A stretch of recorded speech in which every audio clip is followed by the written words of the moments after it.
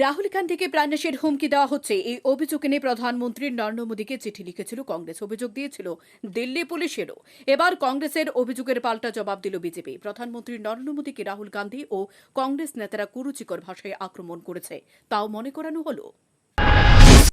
নিজের দলীয় সাংসদের সিনেমায় মুক্তি পেতে দিচ্ছে না বিজেপি। কঙ্গনা রানাওয়াতের এমার্জেন্সি সিনেমার মুক্তি নিয়ে এবার বম্বে হাইকোর্টে এই প্রশ্নই তুলে দিল সহ প্রযোজক। সিনেমার মুক্তি আটকানোর এ ট্রেন্ড বন্ধ হওয়া উচিত, একথা বলে বম্বে হাইকোর্টের তরফে এদিন সেন্ট্রাল বোর্ড অব ফিল্ম সার্টিফিকেশনকে সিনেমার মুক্তির তারিখ নিয়ে চূড়ান্ত সিদ্ধান্ত নিতে বলল।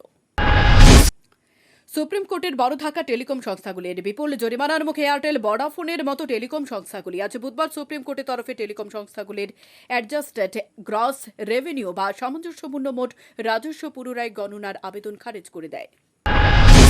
নতুন বিতর্ক অন্ধ্রপ্রদেশে। তিরুপতি মন্দিরের প্রসাদ নিয়ে শুরু টানাপোড়েন। অন্ধ্রপ্রদেশের মুখ্যমন্ত্রী এন চন্দ্রচূড় নাইডুর দাবি করলেন যে তিরুপতি মন্দিরের লাড্ডুর পশুর চর্বি ও নির্মমানের পণ্য ব্যবহার করা হতো। পূর্ববর্তী ওয়াইএস কংগ্রেসকে দোষারোপ করেছেন চন্দ্রবাবু, যদিও ওয়াইএসআর কংগ্রেসের তরফে এই অভিযোগ অস্বীকার করা হয়েছে।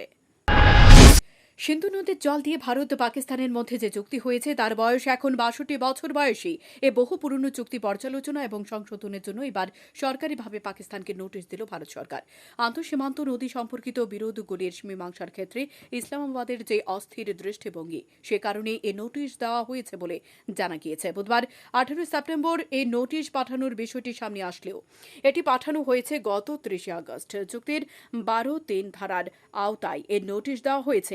এর আগে ২০২৩-এর ২৫ জানুয়ারি ভারতের পক্ষ থেকে এই চুক্তির একটি পরিবর্তনের জন্য একটি বিজ্ঞপ্তি জারি করেছিল ভারত। ভারতের আরও একজন মাঙ্কি ফক্সে আক্রান্ত হলেন। এবার কেরলের এক যুবকের শরীরে মাঙ্কি ফক্স ভাইরাস পাওয়া গিয়েছে। বছর ৩৮-এর ওই যুবক সংযুক্ত আরব আমির শাহী থেকে ফিরেছিলেন। কেরলের স্বাস্থ্যমন্ত্রী বিনা জর্জ বলেন, ওই যুবক বিদেশ থেকে ফেরার পর আইসোলেশনে ছিলেন। হাসপাতালে তাঁর চিকিৎসা চলছে। পেজার বিস্ফোরণের পর এবার ওয়াকিটকি বিস্ফোরণ। হিজবুল্লাহ সূত্রে দাবি করা হয়েছে বুধবার ১৮ সেপ্টেম্বর বিকেলে রাজধানীর বেইরুট সহ দক্ষিণ লেবানন জুড়ে বিভিন্ন জায়গায় হিজবুল্লাহ গোষ্ঠীর সদস্যদের ব্যবহার করা ওয়াকিটকি এবং রেডিওগুলিতে পরপর বিস্ফোরণ ঘটছে। ঠিক কতগুলি ওয়াকিটকি ও রেডিওর বিস্ফোরণ ঘটেছে তা এখনও স্পষ্ট নয়, তবে বহু মানুষের হতাহতের আশঙ্কা করা হচ্ছে। এদিন আগে এই গোষ্ঠীর যোদ্ধা এবং চিকিৎসকদের ব্যবহৃত পেজারগুলিতে একইভাবে বিস্ফোরণ ঘটেছিল। লেবানন জুড়ে ঘটা এ সকল বিস্ফোরণে কমপক্ষে ৯ জনের মৃত্যু হয়েছিল এবং ২,৮০০ জনেরও বেশি আহত হয়েছিল। গুরুতর আহত হন ২ শতাধিক মানুষ। পরপর ২ দিন ধরে লেবাননে এই হাইটেক হামলার ফলে হিজবুল্লাহ গোষ্ঠী এবং ইসরায়েলের মধ্যে উত্তেজনা নাটকীয়ভাবে বৃদ্ধি পেয়েছে। ফের হামলার ছায়া ডোনাল্ড ট্রাম্পের উপর। বুধবার ১৮ সেপ্টেম্বর সন্ধ্যায় লং আইল্যান্ডে এক নির্বাচনী সমাবেশে বক্তৃতা দেওয়ার কথা ছিল প্রাক্তন মার্কিন প্রেসিডেন্ট তথা আসন্ন মার্কিন প্রেসিডেন্ট নির্বাচনের রিপাবলিকান প্রার্থীর। তার কিছুক্ষণ আগে সমাবেশস্থলের কাছে একটি গাড়ি থেকে বিস্ফোরক উদ্ধার করল মার্কিন পুলিশ। তবে সে বিস্ফোরক ট্রাম্পের উপর হামলা করার উদ্দেশ্যে আনা হয়েছিল কিনা সে বিষয়টি নিশ্চিতভাবে জানায়নি মার্কিন police.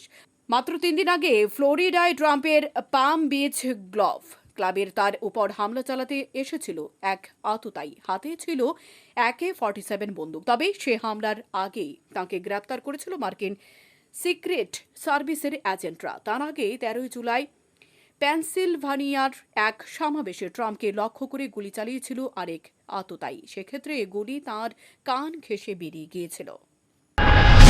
হাইকোর্টেও we want justice slogan. সদ্য আইন পাশ করা শহরের বেশ কয়েকটি কলেজের স্নাতকরা রাজ্যের বার কাউন্সিলের চেয়ারম্যান সহ সদস্যদের ঘেরাও করে। অভিযোগ, তাঁর আইন পাশ করে গেলেও গত কয়েক মাস ধরে বার কাউন্সিল তাঁদের রেজিস্ট্রেশন দিচ্ছে না। ফলে তারা যেমন পেশায় নামতে পারছে না, তেমনি তাদের সিনিয়রিটি পিছুয়ে যাচ্ছে। বার কাউন্সিল রেজিস্ট্রেশন বন্ধ করে রাখার সঙ্গে আরও বেশি টাকার দাবি করছে বলে অভিযোগ। বিকেল পর্যন্ত চেয়ারম্যান অশোক দেব সদস্য আনসার মণ্ডলদের ঘেরাও করে বিক্ষোভ চলে।